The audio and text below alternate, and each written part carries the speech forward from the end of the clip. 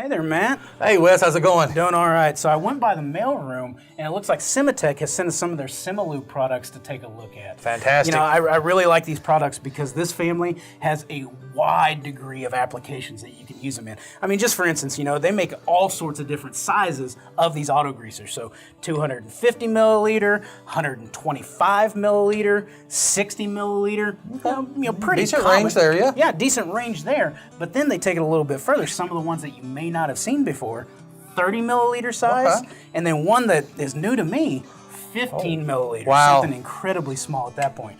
So I mean, as you think about it, you know, these could go on pumps, motors, just general bearings, air handlers, a lot of different places you could use this family of Sure, products. a lot of different areas and a lot of different ranges. And with these guys, specifically with single-point lubricators, we typically look at a couple different types, right? And I believe with these specifically, they're electrochemical, right? They are electrochemical. So these are the ones that it's not a positive displacement pump, you know, with an electric motor or something. But these are the ones, as you turn the dial, these two what look like watch batteries are exposed to each other, and it basically produces a gas. As that gas pressurizes, it pushes this piston down, which in turn pushes the grease out the bottom. Okay, so lower numbers, we're looking at running fairly higher pressure early on, distributing more grease. That's right. Move the number up to 12 months or so. We're looking at longer life out of the greaser, lower pressure and such like that. Yeah. Now, these are lower pressure, you know, I mean, they're gonna be able to push grease, you know, a little bit of distance and such like that. But I know something that you're excited about is they also sent one of the impulse units. Yeah, I do love these impulse units. So we oftentimes talk about these guys over here, right? In a good variety of range.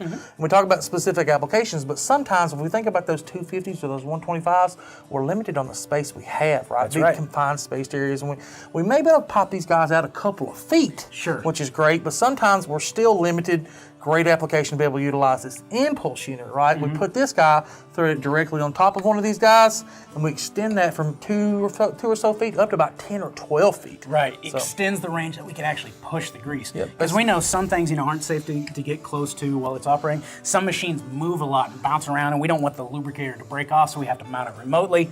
The impulse gives us much longer range of boosting that, boosts exactly. it, the grease goes in, it just pushes it at a little bit higher pressure. Sure. You know, good thing about the simalubes is they've done a lot of work for us, you know, cross-referencing different bearings, different motors to help you size and spec exactly what lubricator to use. And it sounds like you've already done this as well. Yeah, I was actually looking at that when you walked in, you know.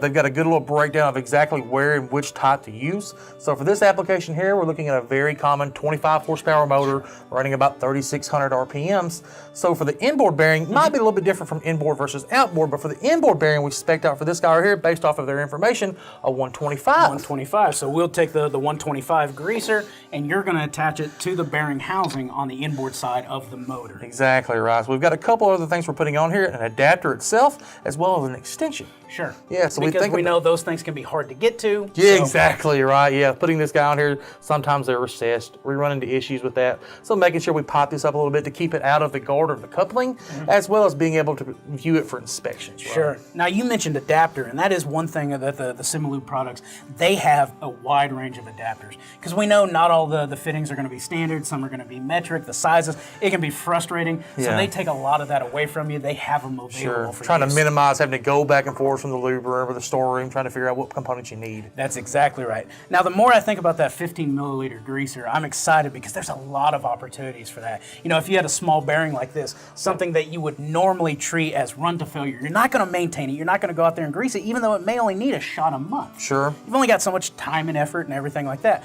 Well, what we can do is convert that from run to failure to give it as long a life as possible is convert it to using an auto greaser. So basically making sure that we have the right adapter, we put this 15 milliliter product on it, we thread it onto the housing, and if you do the math and you set that at about 12, that's roughly a shot of grease a month for that bearing. Nice. So now it's going to run cooler, it's going to be more reliable, not going to have as many failures. You're basically extending your program without increasing manpower, right? That's exactly great it. fit for this application.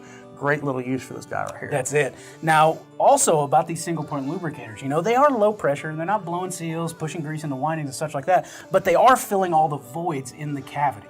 So that's going to keep it pressurized and keep contaminants out of the bearing, not going to allow them to come in. Yeah, that's a great fit. We oftentimes think about oil and reservoirs, putting positive pressure air. Yep. Similar application for this, right? We're basically establishing a positive pressure in that void. That's right. Now, you've been to a lot of plants like I have, and you know that when you see people grease things, they don't always do it correctly either. Sure, we run into issues of not wiping off the fittings or the couplers themselves, a bunch of contaminants building up on the end of those. That's right, and then that gets forced into the bearing when we re-grease it. Sure. By using a single-point lubricator, we remove that application-induced contaminants from the system right there. That's a good application for that. Another thing I look at too with these single-point lubricators is minimizing issues when we look at troubleshooting. So vibration background, looking at checking vibration on this guy right here, it's a little bit elevated.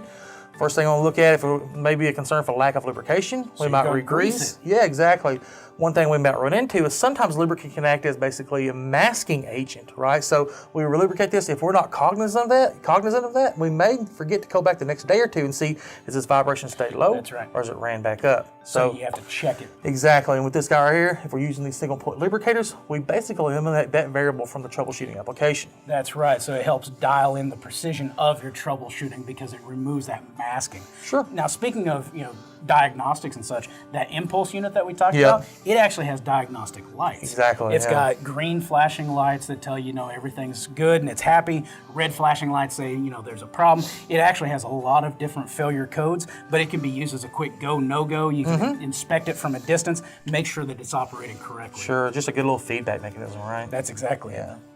For more information on these products, please visit the link below. Simon.